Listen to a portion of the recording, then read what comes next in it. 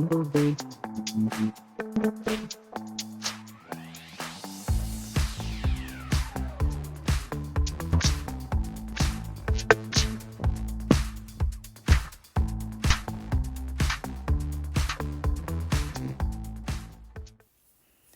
hello, my lovelies. It's Janet Perez with the Painted Saguaro, and I am here today with Paint Couture paints, and I'm going to show you how I took this plain oak dresser.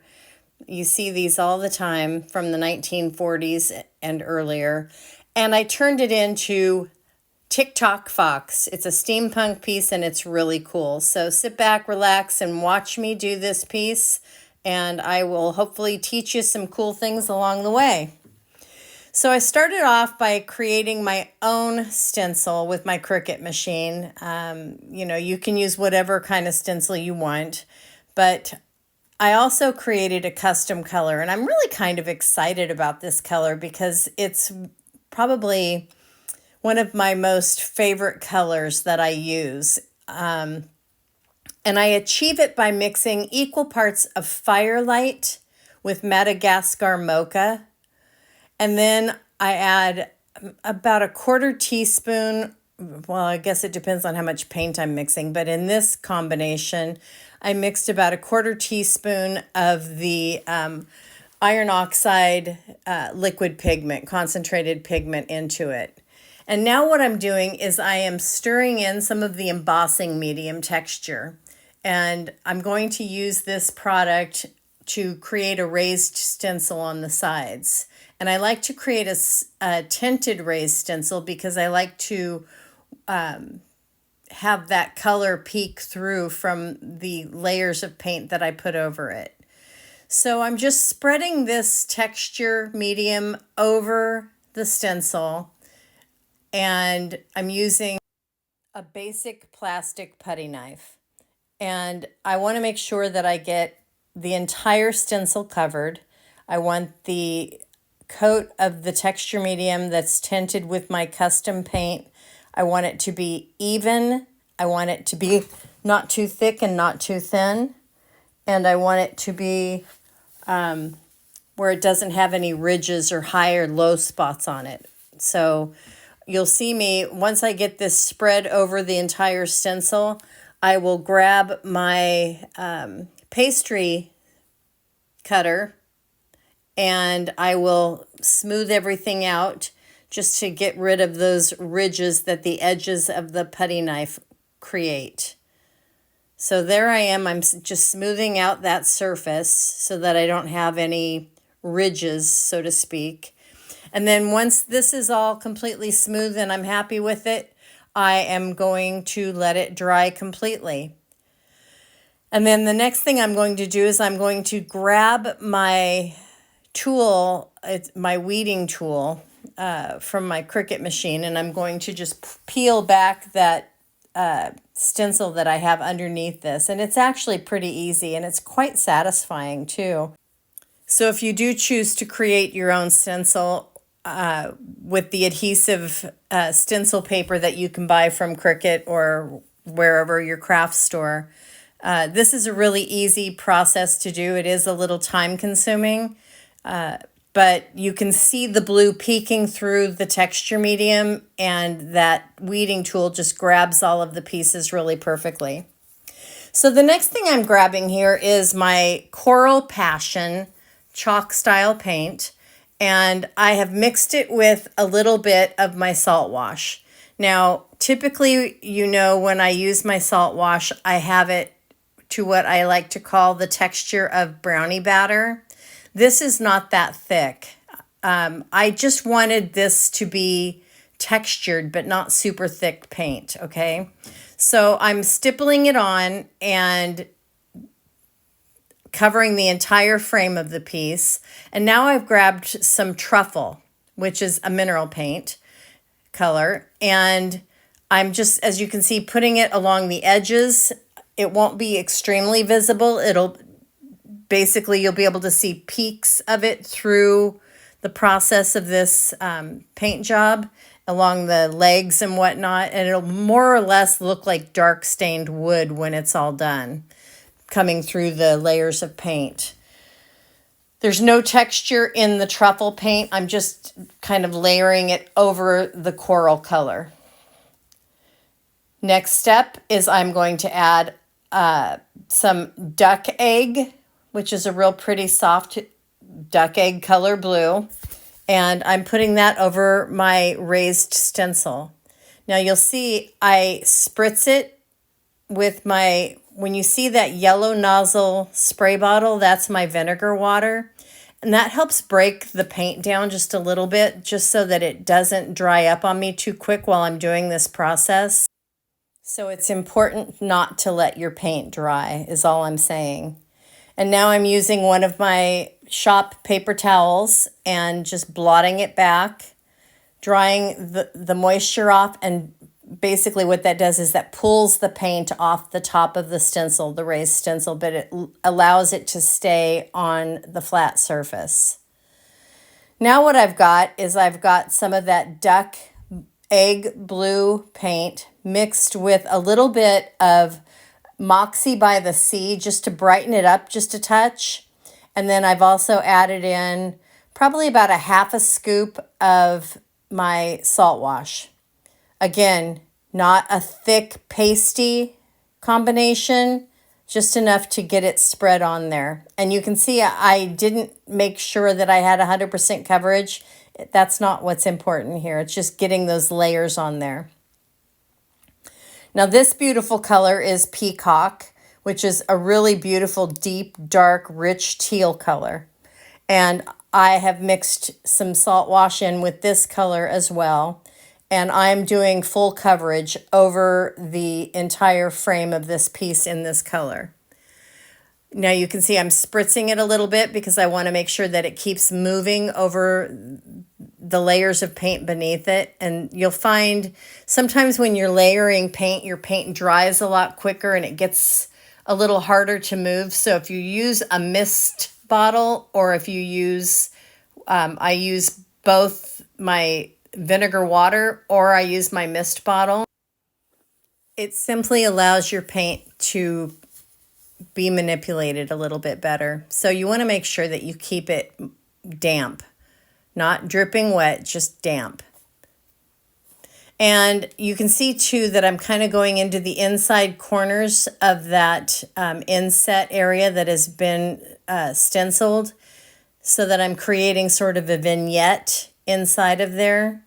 My next step, I will soften that up a bit with a wash over it, but you'll see that that kind of helps bring depth and dimension to this portion of the dresser.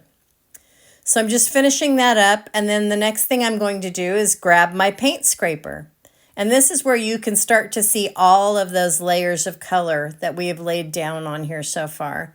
The coral, the duck blue or duck egg blue, the truffle color, that clay color, that custom-made clay color that I put down sporadically in a couple of spots. So I'm just scraping away and, getting all the big chunks off so that I'm exposing those colors beneath that peacock color. And then once I get that part done, I'm going to take my mist bottle again, and I'm going to give it just a real quick rinse just to remove any chip dust or residual paint chips off of there, and wipe it down real quickly with a paper towel. And then what I'm going to do is I'm going to use a sanding block and just kind of sand any parts that may still feel a little bit rough. You want to rub your hand over it and feel it, because people like to feel their furniture. And even though it may look really textured, you don't want it to feel super textured. You want it to feel soft to the touch. When somebody rubs their hand down the side of it, they don't want to feel it bumpy. So there's what it looks like. You can see all of those different colors that we've laid down in there. You can see the truffle, you can see the duck egg blue, you can see all of it. So now what I've done is I've grabbed an artist brush, and this is the color Moxie by the Sea. And I am just barely dabbing a little bit on up under the ledge of the top of this piece, and then letting it kind of drip down and then creating a wash by spritzing it heavily. I don't want it to look like paint. I just want it to look like a soft, subtle wash on that peacock blue to sort of soften it up a little bit and make it look a little more aged. Because obviously I'm going for a very rustic, aged industrial look on this piece with the cog wheels and the clocks and the kind of battered look that it has. I want it to look aged, but I want it to look patinaed, okay? So this Moxie by the Sea color is going to add sort of a copperish patina to it. And then the next color I'm going to grab after I get this process done is I'm going to grab that custom clay color that I created. I'm going to add that to a 1/4 inch chip brush, and then I'm going to just touch that up in certain spots to kind of add a little bit more interest and a little bit more kind of a rustic, distressed look on here. And then that's really all there is to this part of it. So you can see I'm just kind of pulling it down and wiping it and rubbing it and spritzing it until I get it to have that subtle, aged, worn, drippy look. But I don't like actual drips, okay? And I even actually add a little tiny bit of the Coral Passion here to tie that in, and it just adds another softer patina hue to the side of this piece.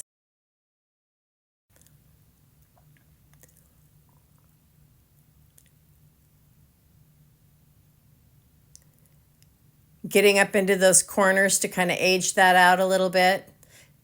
And don't be afraid to use your mister bottle. If you don't have one, I highly recommend you get one. So this is the decoupage paper. It's called Tic Toc Fox. You've seen me decoupage pieces before, and there's 1,000,002 videos on how to decoupage. But what I wanted to show you here is how I fill in the piece. What I do is I envision what that paper would look like if it continued all the way to the edges of the drawer. I've taped off with blue painter's tape the actual frame of the dresser so that I don't mess up all the work that we just did. And I grab every color that I think I'm going to need. And for this piece, the colors that I used on it were my Madagascar Mocha. I used my Autumn Sage. I used Truffle. I used Pitch Black mixed with Espresso to make that sort of dark black brown you see along the bottom. And I also used that color along the edges. I use Peacock. I use my custom clay color, which was the one that we made at the very beginning with Firelight and Madagascar Mocha and the Iron Oxide. And I just go to town, and it's so fun because you really do feel creative when you're doing this. It's very therapeutic to sit and sort of envision what this image would look like if it went all the way, you know, the extra 4 inches or 5 inches or 7 inches, whatever the case may be, to carry that image all the way through to the end of your piece.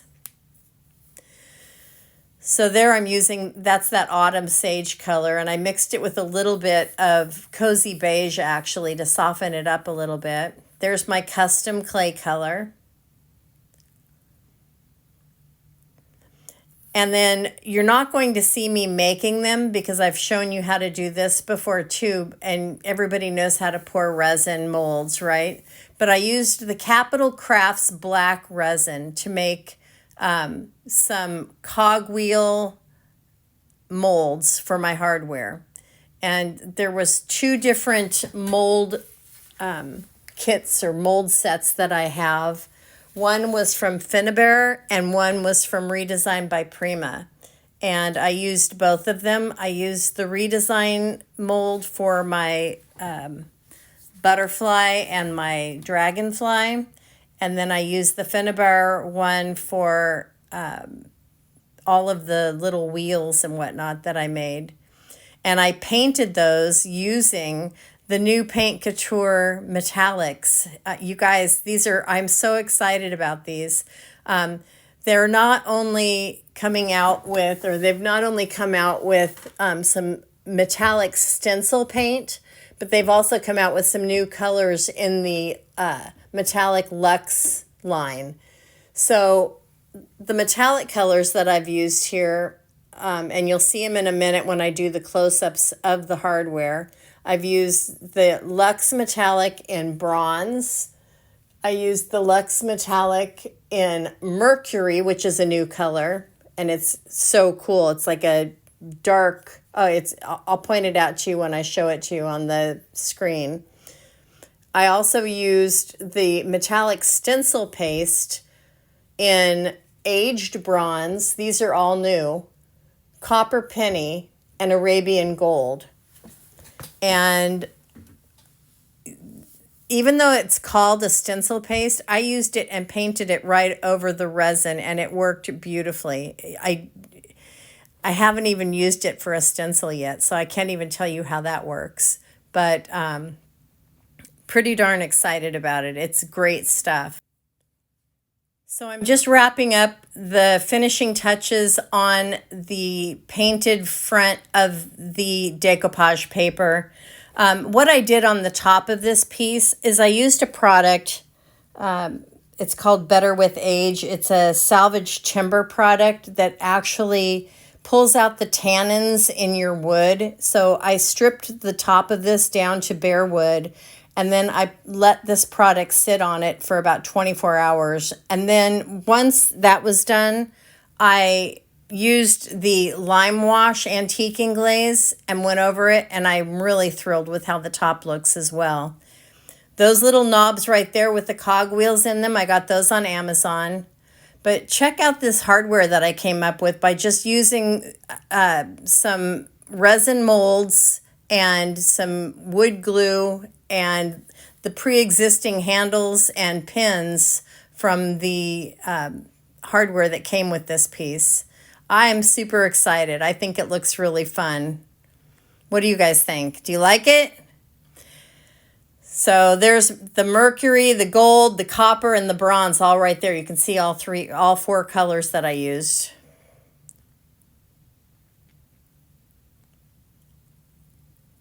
Very cool. And there's Mr. Fox himself. So here he is, Tic Toc Fox. I hope you enjoyed watching the video. If you did, give me a thumbs up, make a comment if you have any questions. Otherwise, I will see you next time when I bring you another innovative and new piece to create. Thanks for watching.